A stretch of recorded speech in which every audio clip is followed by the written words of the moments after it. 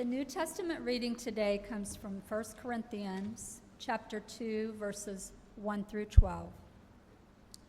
When I came to you, brothers and sisters, I did not come proclaiming the mystery of God to you in lofty words or wisdom, for I decided to know nothing among you except Jesus Christ and him crucified. And I came to you with weakness and in fear and in much trembling. My speech and my proclamation were not with plausible words of wisdom, but with the demonstration of the Spirit and of the power, so that your faith might rest not on the human wisdom, but on the power of God. Yet among the mature we do speak wisdom, though it is not a wisdom of this age or the rulers of this age who are doomed to perish. But we speak of God's wisdom, secret and hidden, which God decreed before the ages for our glory. None of the rulers of this age understood this, for if they had, they would not have crucified the Lord of glory. But as it is written, what no eye has seen, nor ear heard, nor the human heart conceived, what God has prepared for those who love him. These things God has revealed to us through the Spirit. For the Spirit searches everything, even the depths of God. For what human being knows what is truly human, except the human spirit that is within? So also no one comprehends what is truly God's except the Spirit of God. Now we have received not the spirit of the world, but the Spirit that is from God, so that we may understand the gifts bestowed on us by God. This is the word of the Lord. Thanks be to God.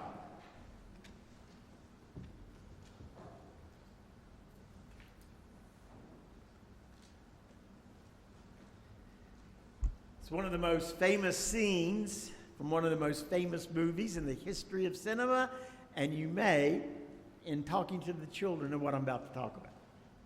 The dialogue from the scene is familiar to most, even when taken out of the context of the movie.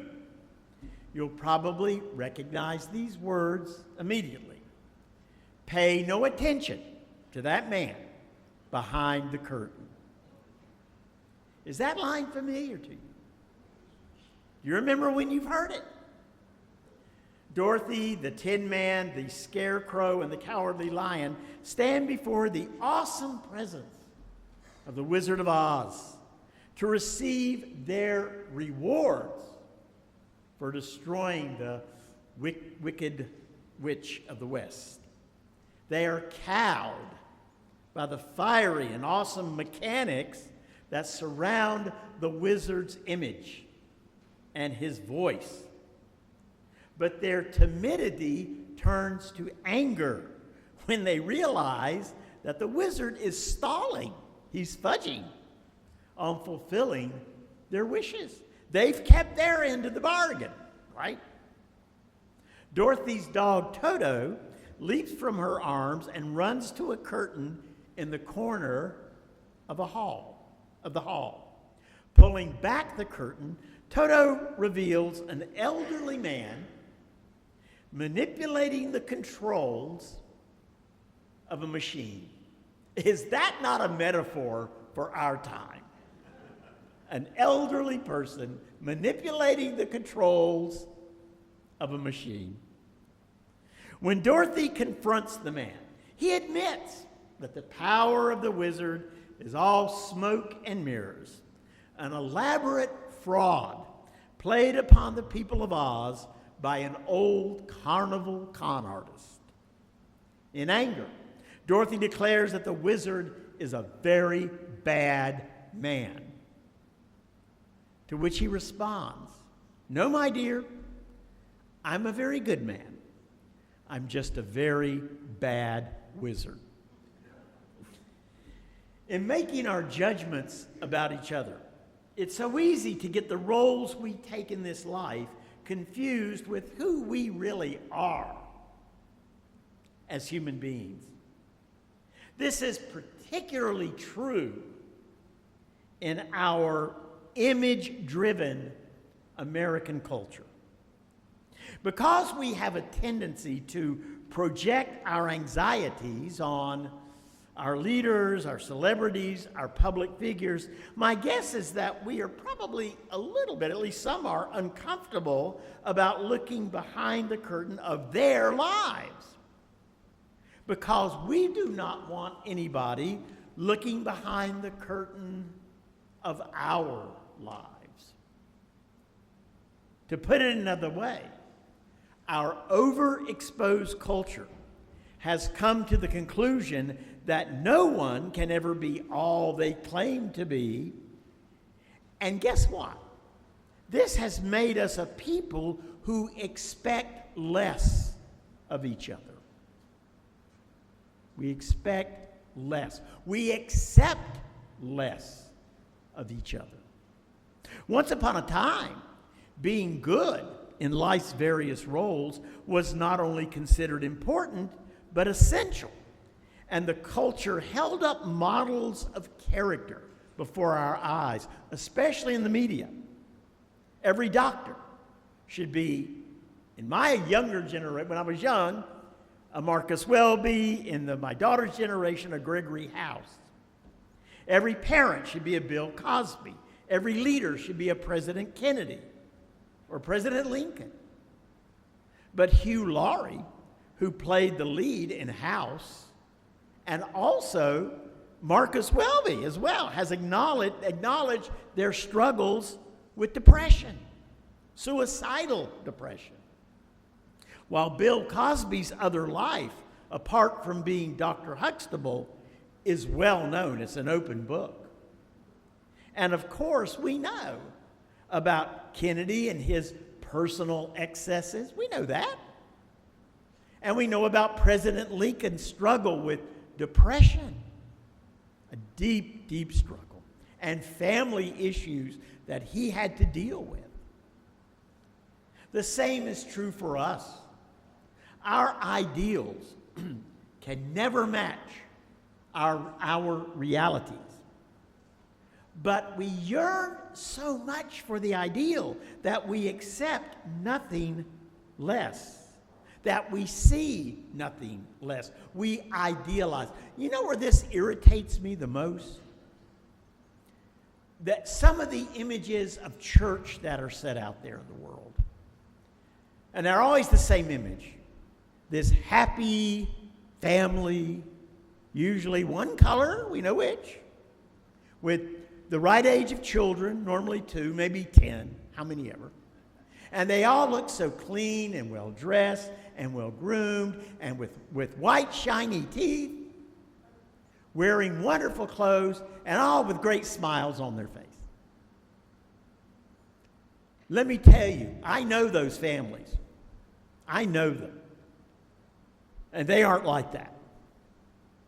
It's so weird being a minister that people look at other people's lives, even in the church, and go, I wish my life was that way. No, you don't. I know their lives. You don't know what's behind that curtain. So we want these ideals. We want to have the ideal marriage. We want to be perfect parents. We want to be the brightest and most popular among our friends. We want to have these idealized relationships that totally fulfill us.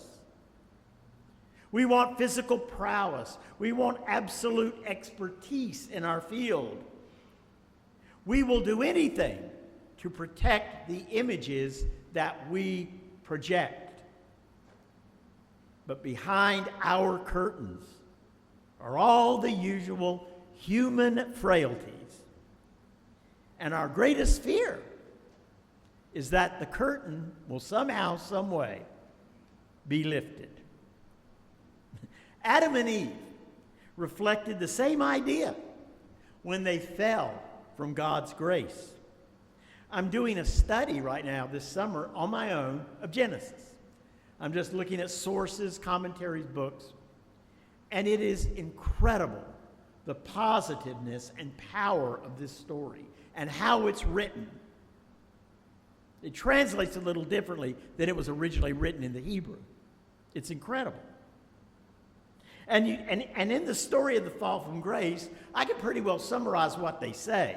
Pay no attention to that couple in fig leaves behind the tree. God.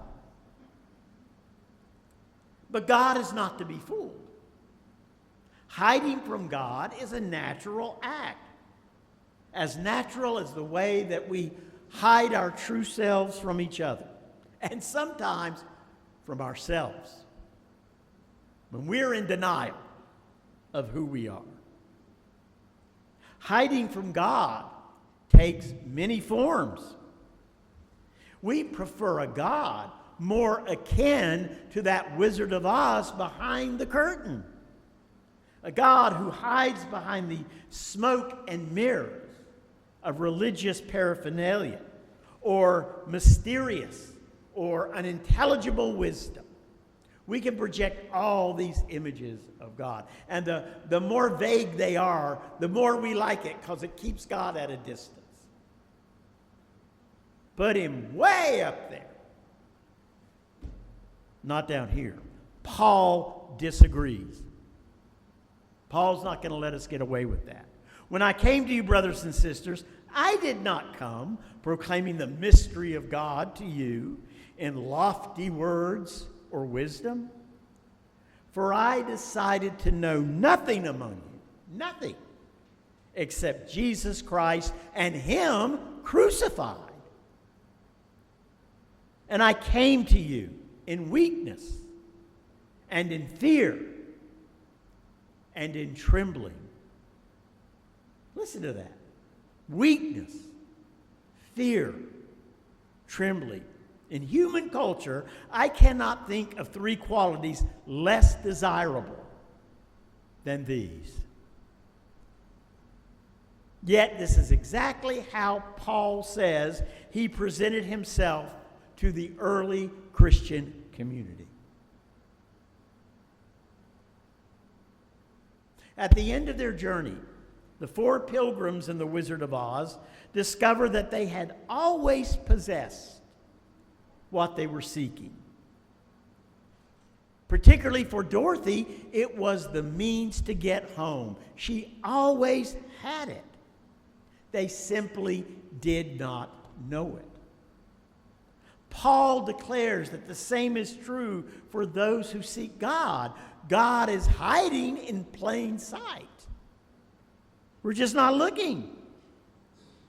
The wizard has pulled back the curtain and revealed himself in the words and the life of a man named Jesus. That's right, a man. Flesh and blood, like us. Why did God take that chance? Why? Well, that's what Genesis 1 is all about. God taking chances in creation and letting Adam and Eve figure it out, what they want to do in their relationship with God. God takes chances with us. Why? That's what Jesus revealed. Because God is love. And love breaks down barriers. Love lifts veils. Love opens doors. In Jesus, we can look behind the curtains and the filters of our own lives, because no matter what sins we see, there is forgiveness. No matter what pain we feel, there is healing. No matter what disappointments are uncovered, there is hope. Forgiveness, healing, and hope. That is what is behind the curtain that is God. Jesus showed us that. Forgiveness for everything. Healing for all of our hurts. And hope, an astonishing hope. There are many gods and there are many messiahs, just as the human heart has many sins. And the great lie from both echoes through the world like the wizard's desperate plea. Pay no attention to that man behind the curtain. But the voice of the one true God breaks through the smoke and mirrors, calling us to pay attention to the man upon the cross and know him in all of his love and all of his grace. One of my favorite people is Tony Dungy. I was living in Clearwater. Big fan of the Tampa Bay Buccaneers when Tony Dungy was the coach. And I always respected his integrity. After he retired, he started writing Christian books and devotionals. And they're marvelous. And in one of them, Tony Dungy describes what the power of Christ's grace means to him. And this is what he wrote. But when Christ said, "It is finished," and breathed his last breath on the cross, the curtain covering the Holy of Holies was immediately torn in half, signifying that we now had, through Christ's death, direct access to God the Father. It's still hard to fathom, but the picture of him standing with open arms, waiting for me, rather than being unapproachable behind a curtain, is a welcoming vision. A welcoming vision. I think of God's open arms upon the cross, saying, "Come to me, here I am." If we share that vision, if we open our hearts to Christ and look behind the curtains of our own lives, we can begin the pilgrimage of discipleship. And it's not a yellow brick road. Let me tell you, discipleship is not an easy journey, for there are no hiding places along the way. It is hard work, it is sacrifice, and it is commitment. But what other journey can we make that does not end at the grave? What journey? Dorothy was right after all. There's no place like home. There's no place but home. And there's no home but God and God's love. The curtain is open. May we open our hearts to our Lord as well. Amen.